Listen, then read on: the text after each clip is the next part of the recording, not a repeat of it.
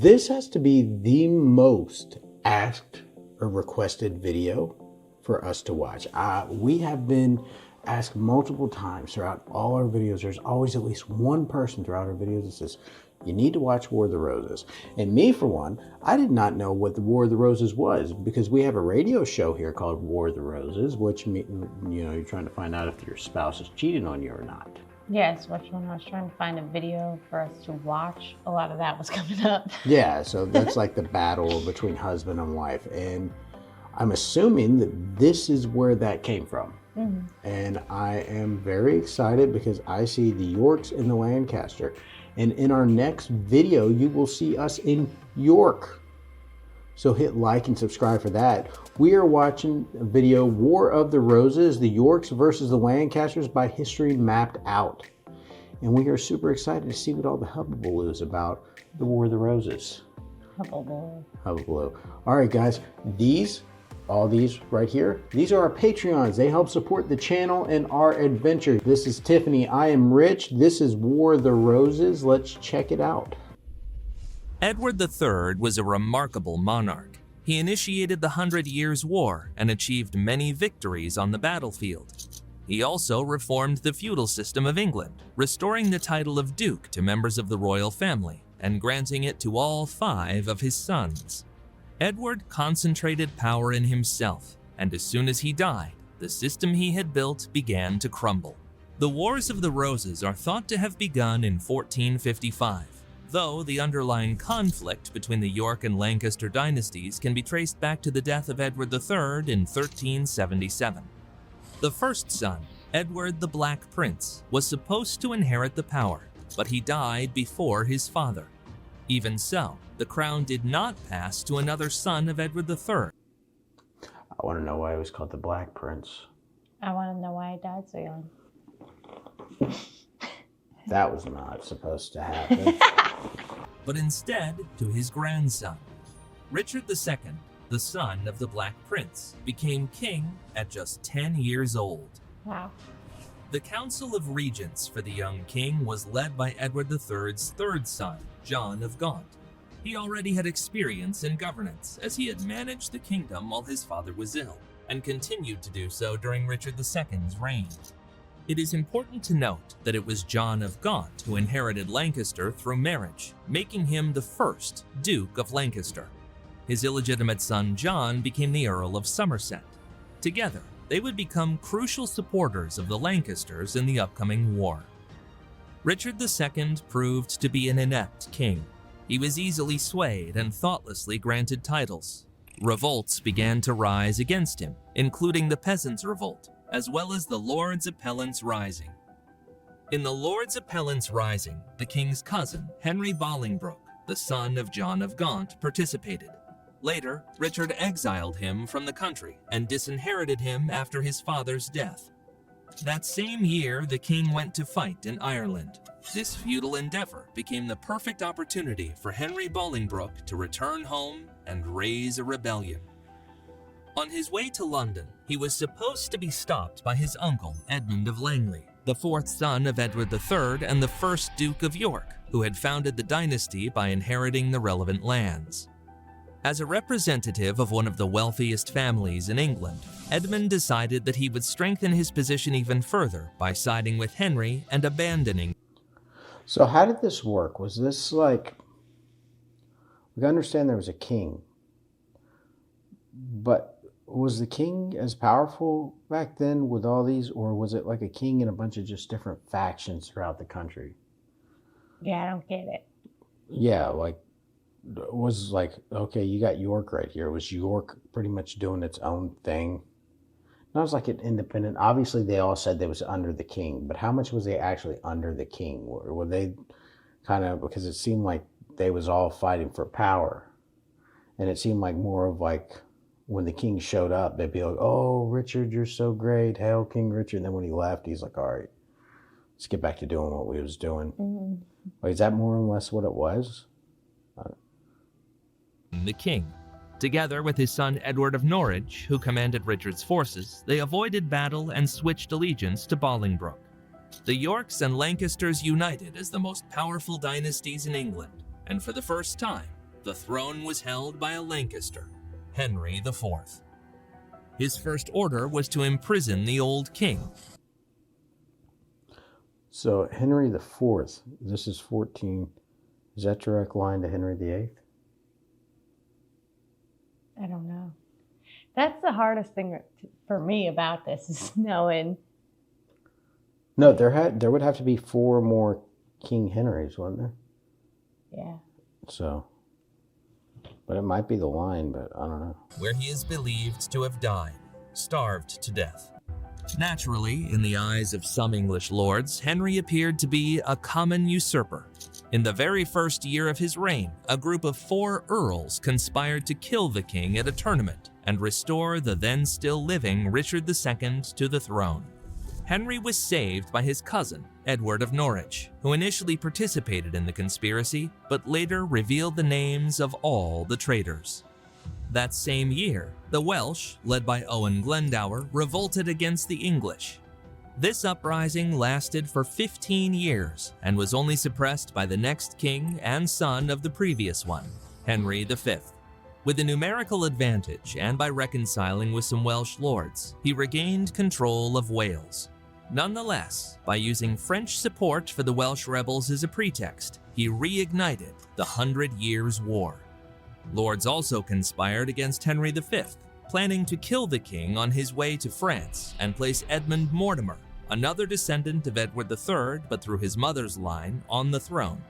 The conspiracy was uncovered in Southampton.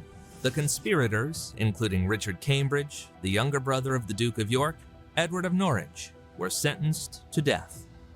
Meanwhile, Henry V was achieving victories in the 100 Years' War. He quickly defeated the French and captured Paris. According to the peace treaty, Henry was to inherit the French crown from King Charles VII the Mad.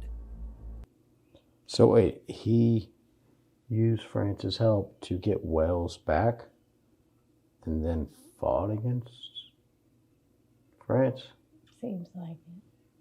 One thing I was on that show I watched, Rain. Mm-hmm. On the one episode, they kind of explained like that the king of France for that show has he has all the power, but he has to keep all the lords of the land of France happy because they somewhat control the grain and the food supply because of the farming and all of those things. But, okay, the last video that we watched, what was that? What was the last video we watched? It had that set up. Was that Civil War?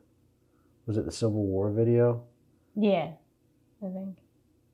That showed the king and then the noblemen, and then the knights and then the people. Yeah. So it was like, if you don't keep them happy, they will rise against the king and cause problems. Like they're the reason the king has power. Yeah, because they kind of empower him. Yeah. Cure this, he married his daughter, Catherine of Valois.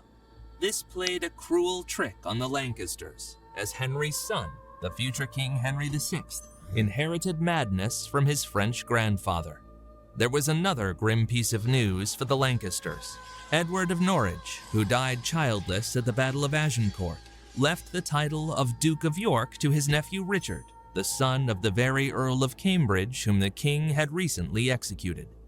Richard York acquired significant holdings. In addition to his inheritance from his father's line, he also inherited the Mortimer estates from his mother, along with the rights to the throne, as 2 of his ancestors were sons of King Edward III.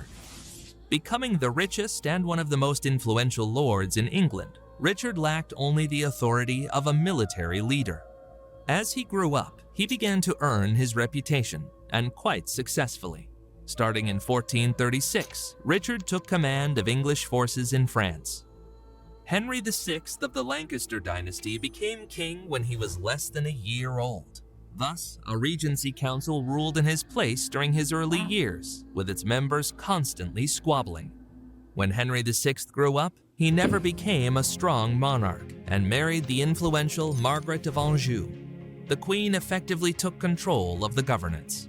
She faced 2 main problems. First, she was French, and the English were still engaged in the 100 Years' War with France.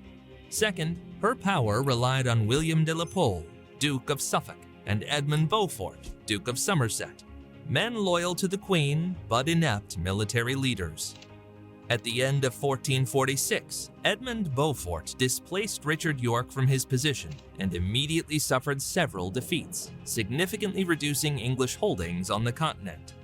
Meanwhile, Richard, who was popular among the soldiers, was sent to oversee yet another conquest in Ireland, which was effectively an honorable exile for him.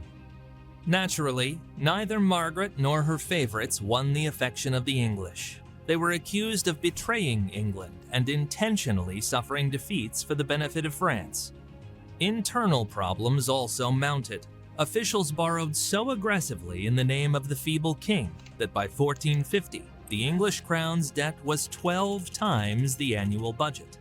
High taxes and widespread corruption further diminished the popularity of the royal authority.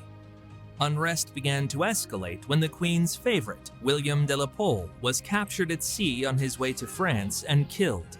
That summer, a rebellion led by Jack Cade erupted in southern England. The rebels demanded the removal of the Queen from power, the return of the Duke of York to command the army, and punishment for the incompetent commanders responsible for their defeats in France. By September 1450, Richard York had returned to England and settled with his troops in the vicinity of London. At the same time, Edmund Beaufort lost Normandy after the Battle of Formigny. The outrage over his defeat was so strong that when he returned to England, he was forced to hide in the Tower from an angry mob that burned his house. Wow.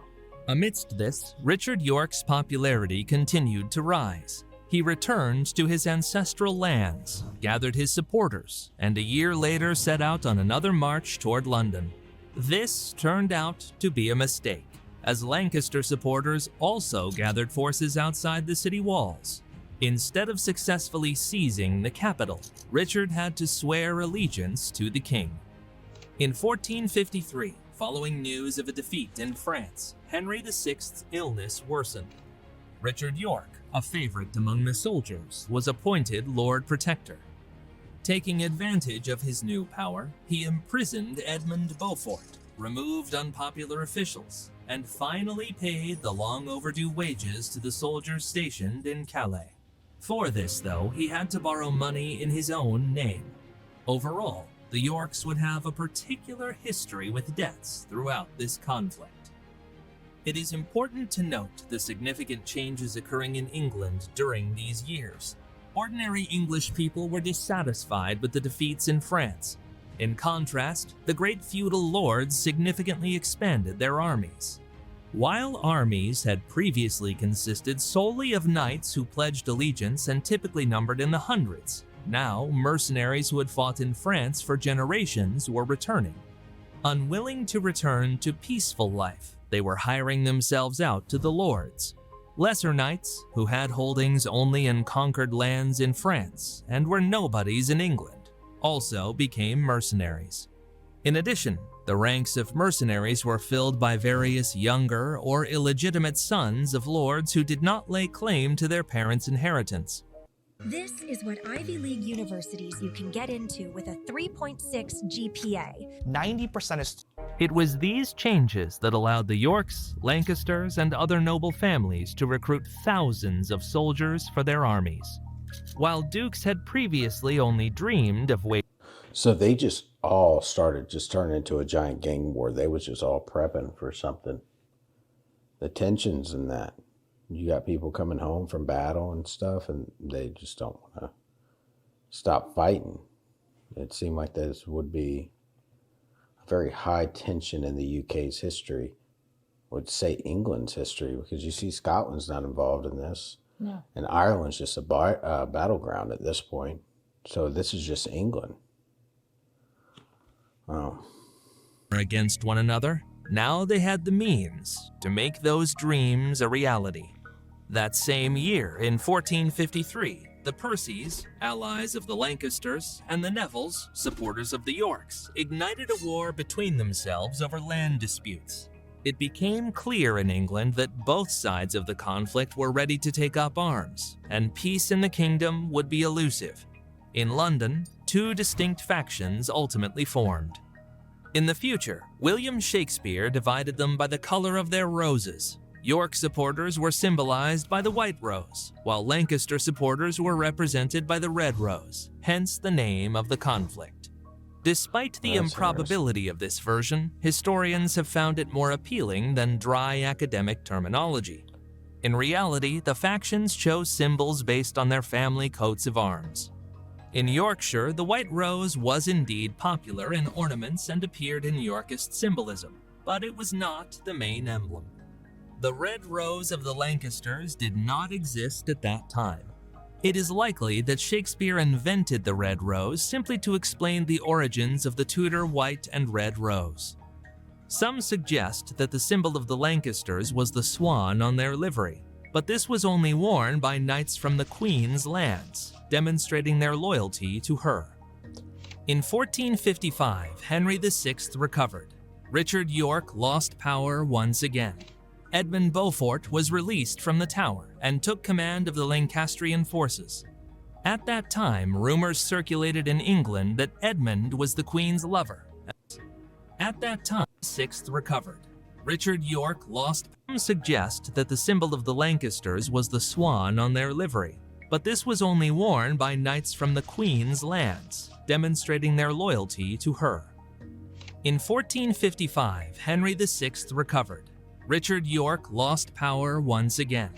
Edmund Beaufort was released from the Tower and took command of the Lancastrian forces. At that time, rumors circulated in England that Edmund was the Queen's lover, and that Prince Edward, born a year earlier, was actually Beaufort's son. In response to this situation, the Lancasters gathered an army of 2,000 soldiers under Beaufort's command and headed north. York also assembled its supporters, among whom the most important was Richard Neville, Earl of Salisbury. Taking advantage of Beaufort's misfortune, the Yorkists surrounded his forces at St. Albans. The Lancastrian army was not even defeated in battle. They scattered due to the death of their commander. King Henry VI was captured. After heading to London, Richard York seized power. Moreover, he was set to inherit the crown upon Henry's death, which could happen at any moment given the king's frail health. In response, Queen Margaret moved to Coventry, where she continued to recruit supporters. Now the Lancastrian forces were led by Edmund's son, Henry Beaufort. In 1458, the factions even formally reconciled at St. Paul's Cathedral, but the conflict did not. This is why I love British history. I can't, I'm freaking into this. It's like a freaking action movie playing out in front of you. Yeah, well, it's like hard to talk about it because you're just I want to really know what's watching next. it. Yeah, like. I want to know what's next. Like is there a movie to watch about this? That would be fun. This is free. The thing is like conflict and stuff like this, right? Like the conflict in the history, and like you see it's creeping onto parts of history that you do know. And just like that, it goes into the idea. And it's funny how certain things, it's like so far back that was so bloody and so unfair, and so many people got massacred. After a certain amount of time, finds its poetic justice. Like we're talking about something that just slaughtered so many people, but then it gets to the point of Shakespeare, in which Shakespeare called it the War of the Roses. Yeah. You know, now it has this poetic idea that something so spiteful and harsh and bloody in 2025, and even before that, 1960, 1900s, it has a poetic idea to it, that you think of the poetic side of it, and you have no idea of this side. Like I had no idea that this was where that came from. No. And now it's like, wow, it's just amazing. Truly come to an end. When Richard Neville, the younger Earl of Warwick, arrived in England, there was an assassination attempt on him in Westminster. The Earl narrowly escaped death, and everyone blamed the Queen for the attempt. Margaret decided to take advantage of this situation, knowing that none of the I don't know how this plays out, but I'm cheering for York because I've been there. I feel like I'm on York's side. Do you? Like, I genuinely feel like I'm on York's side. I don't know. Okay. Who's Team York? Okay, no spoilers. No spoilers. Who's Team York and who's Team Lancaster? To Coventry, she called for a parliament where York and all his supporters would be declared traitors to England. This time, Richard York formed two armies, one in the north under Richard Neville's command, and another in the west that he led himself. The Queen attempted to prevent the two forces from joining, but the Lancastrian army was once again commanded not by professional military leaders, but by loyal lords devoted to the Queen. As a result, at the Battle of Blore Heath, the Lancasters suffered defeat once again. Even the defeat at Ludford Bridge and his subsequent flight from England did not stop Richard York from continuing the war. He retained his supporters and returned to England a year later, once again gathering troops. Meanwhile, the Nevilles not only seized the southern coast, but also captured the king for a second time. Duke York once again occupied London, declared himself the heir to the throne, and effectively took all power into his hands. He then set off to the north to finish off the remnants of the Lancastrian army. At this time, the Queen was in Scotland, where she was recruiting mercenaries for her army to hold the north. Richard arrived there at the end of 1460 and positioned his troops near the Lancastrian camp. After Christmas, on December 30th, York inexplicably left the castle and headed to Wakefield, where he was met by an enemy force that was twice his size. Chronicles offer various explanations for Richard's decision, whether he feared being besieged, whether his intelligence had failed him, or whether Margaret of Anjou successfully deceived him. Just before the battle, a group of Lancastrian soldiers approached York under the guise of Allied forces and unexpectedly struck from behind. York's troops were defeated, and the Duke himself was killed in the battle. After Richard York's death, his allies quickly began to switch their allegiance to the Queen. Richard Neville, the younger Earl of Warwick, tried to resist, but suffered defeat in the Second Battle of St. Albans. Following this battle, the young Prince Edward gained notoriety for ordering the execution of prisoners. In the future, Prince Edward would become known for his brutality, sadism, and penchant for executing subjects. Richard York's son, also named Edward, was leading troops in Wales at this time. Upon learning of his father's death, he resolved to seek revenge. Chronicles report that when the young... I thought that was the end of it. I thought it was over. Yeah. But the sun's picking it up now. This was just went on, didn't it? How many people? You know what I feel bad for? The peasants. Because, they was just getting slaughtered left and right. And they were just... Going through hell. For no reason. It really probably played no difference to who was in power. No. Except Edward, the one that they just mentioned. Probably nobody wanted him in power. 3 suns appeared in the sky. This was taken as a good omen, and the soldiers eagerly set out. Initially, Edward defeated local Lancastrian supporters, capturing their commander, Owen Tudor, whom he executed. York lined up his soldiers. 3 suns appeared in the sky. This was taken... 3 suns appeared in the sky. What does that mean? I guess he saw literal 3 suns. Is that like a thing that happens? No. Oh. So he must have took it as like a divine sign. Yeah. As a good omen, and the soldiers eagerly set out. Initially, Edward defeated local Lancastrian supporters, capturing their commander, Owen Tudor, whom he executed. Afterward, York moved to England, joined forces with the younger Neville, and reached London more quickly than the Lancastrian army, which had become distracted by looting after their victory at St. Albans. The people of London, unaware of the Lancastrian troops' current activities, gladly opened the gates to Edward York on the condition that he would protect them from the Lancasters. Parliament declared Edward York King of England as Edward IV. The Lancasters retreated once again to the north. Edward IV set out to reclaim his family lands and encountered the Lancastrian army near Towton. Some chronicles exaggerate the number of warriors on the battlefield, claiming as many as 100,000, and similarly inflate the casualties. On the other hand, the Battle of Todden was indeed one of the bloodiest in this war. Edward's forces had more knights and cavalry, allowing them to quickly drive the enemy into retreat. They pursued and killed most of the soldiers in the Lancastrian army. Queen Margaret and her son fled England. Henry VI hid in monasteries for a time, but he was eventually captured and imprisoned in the Tower.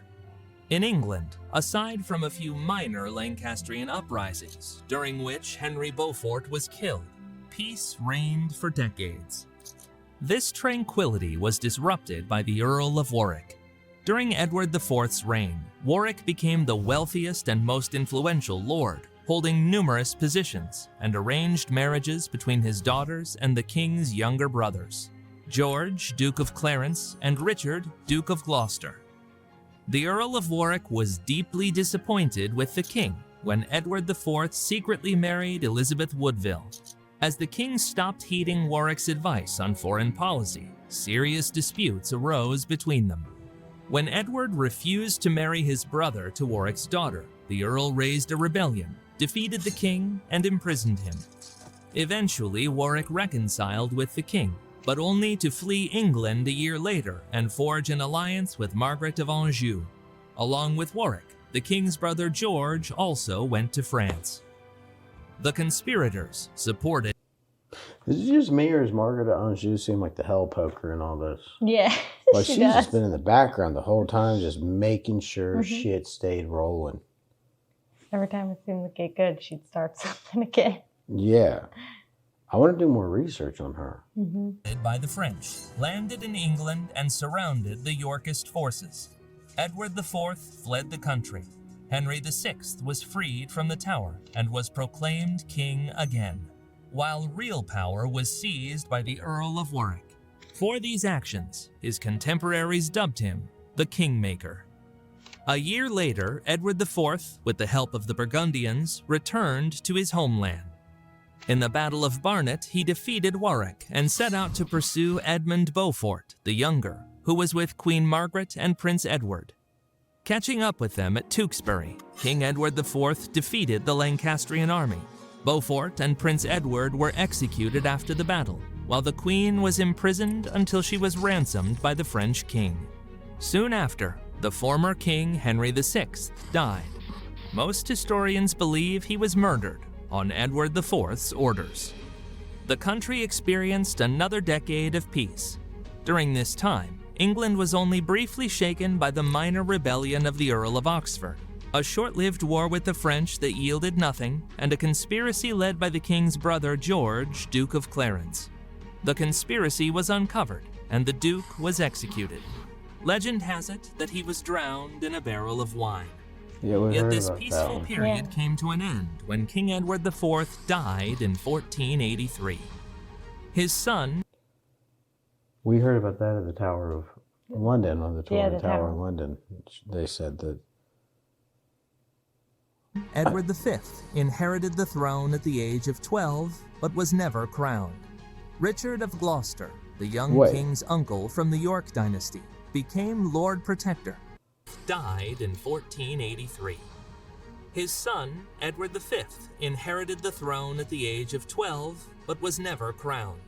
Richard of Gloucester, the Those was the two young boys they found buried in the stairs At the Tower of of the Tower of London. young king's uncle from the York dynasty, became Lord Protector, and soon sought to have Edward IV's children declared illegitimate. The basis for this was the secret marriage to Elizabeth Woodville and the alleged betrothal of the king to another woman. After this, Duke Richard became King Richard III of England, while That's King Edward and John's his younger brother. brother Richard became prisoners in the Tower and disappeared from the pages of history.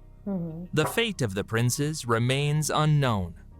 The question became politicized as, if Richard III killed them, he would be seen as a cruel ruler who usurped the crown from his nephew, making Henry Tudor's actions a justified punishment for a tyrant. Conversely, if Richard III was not responsible for the princes' deaths, then Henry Tudor would be viewed as a usurper who overthrew a legitimate king. At that time, Henry Tudor was living in Brittany. The Tudors were a noble Welsh family descended from the semi-legendary kings of Gwynedd. Henry's father, Edmund Tudor, was the half-brother of King Henry VI. Moreover, Henry's mother belonged to the Beaufort family, making him the closest heir to the extinct Lancaster dynasty. He gathered supporters around him, and after Richard III became King of England, he was secretly supported by Elizabeth, the widow of Edward IV, who even promised to marry her daughter to him. During those years, Henry Stafford, Duke of Buckingham, rebelled against Richard III. It's unclear why, as Henry had previously been one of the new king's closest allies. Henry Tudor reached out to Stafford, planning to unite their forces to jointly defeat Richard III. Nonetheless, Richard III defeated Stafford before Tudor could reach England due to a storm. Tudor's campaign ended in failure, but he still left Brittany, as he had become an unwelcome guest there. Tudor continued to prepare for war. He had an army and support from secret allies in England, but the main assistance came from elsewhere. Girolamo Frescobaldi, a banker from Bruges representing local financiers, arrived to support Tudor.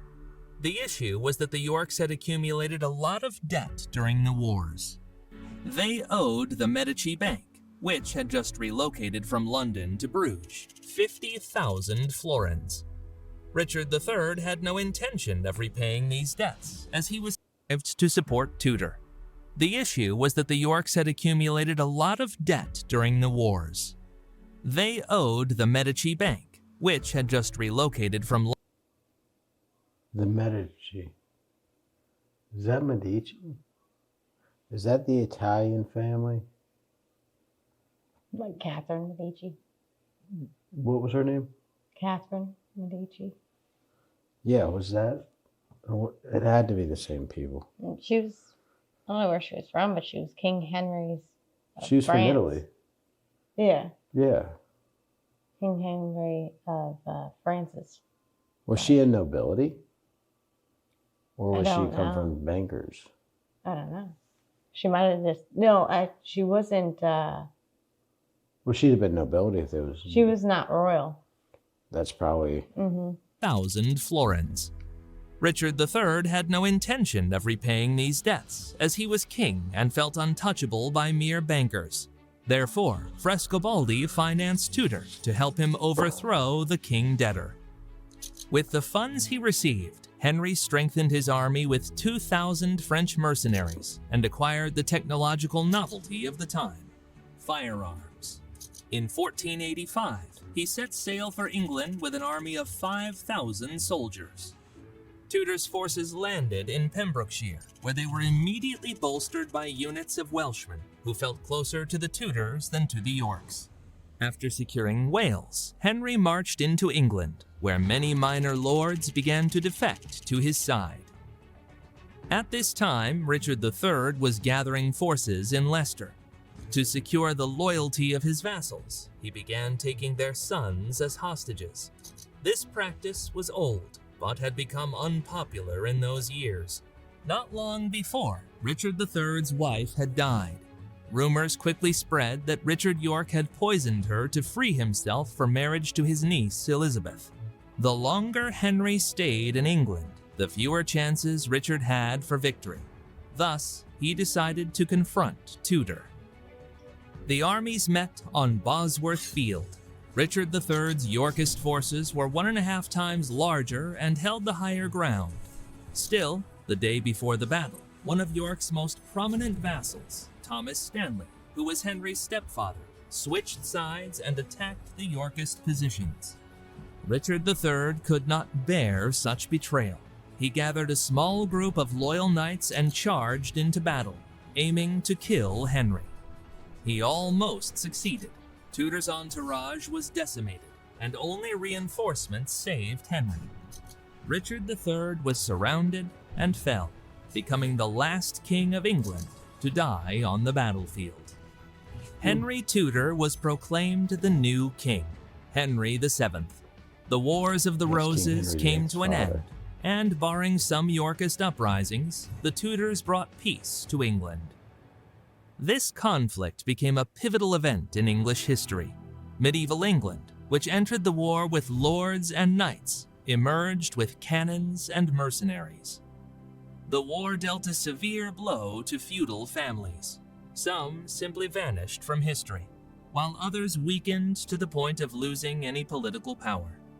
Instead, the new elite comprised merchants, bankers, craftsmen, and other townsfolk.